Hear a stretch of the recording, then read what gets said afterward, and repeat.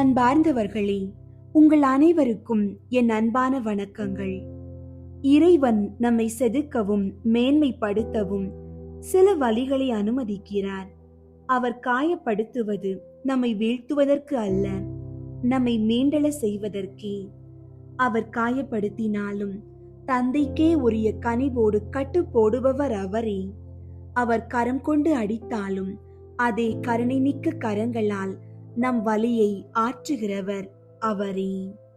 புனித சூசையப்பர் வணக்க மாதமான இந்த மார்ச் மாதத்தில் அந்த உத்தம தந்தையின் பொறுமையை தியானிப்போம். எகிப்து நாட்டின் கடும் பயணத்திலும் நாசரேத்தின் வறுமையிலும் அவர் காயப்பட்டிருக்கலாம். ஆனால் இறைவனின் கரம் அவருக்கு பாதுகாப்பாக இருந்து ஆற்றியதை அவர் உணர்ந்திருந்தார்.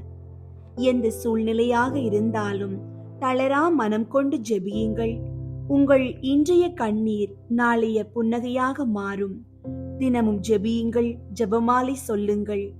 ஜெபமாலை இறைவனின் ஆற்றுப்படுத்தும் கரங்களை நாம் பற்றி கொள்ளும் ஒரு பொன்னான வாய்ப்பு.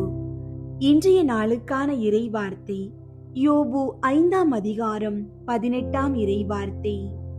காயப்படுத்தினாலும் கட்டு போடுபவர் அவரே, அடித்தாலும் ஆற்றுகின்ற கை அவரதே. ஜெபிப்போம். அன்புருவான இறைவா, உம்மை ஸ்துதிக்கிறோம். ஆண்டவரே, இந்த தவ காலத்தின் ஞாயிறு நாளில் காயம்பட்ட இதயங்களோடும் சோர்வடைந்த ஆன்மாவோடும் உமது சமூகத்தில் நிற்கிறோம். வாழ்வின் போராட்டங்களால் நாங்கள் அடையும் காயங்களை ஆற்றி எமது வலிகளுக்கு மருந்திட உம்மை வேண்டுகிறோம். ஆற்றுகின்ற கை அவரதே என்ற வாக்குறுதியின்படி உமது வல்லமையுள்ள கரங்களை எமது குடும்பத்தின் மீது வையும். எமது உடல் நோய்கள், மனக்காயங்கள் மற்றும் தோல்விகளால் வரும் வேதனைகளை நீக்கி உமது தெய்வீக பராமரிப்பால் எங்களை கட்டியருளும். புனித சூசையப்பரின் பரிந்துரையால் எமது இல்லங்களில் உமது குணமாக்கும் வல்லமை இறங்கட்டும். ஜெபமாலை வழியாக நாங்கள் ஏறெடுக்கும் ஒவ்வொரு மன்றாட்டையும் கனிவுடன் ஏற்று எமது காயங்களை உமது மாட்சியின் அடையாளங்களாக மாற்றியருளும்.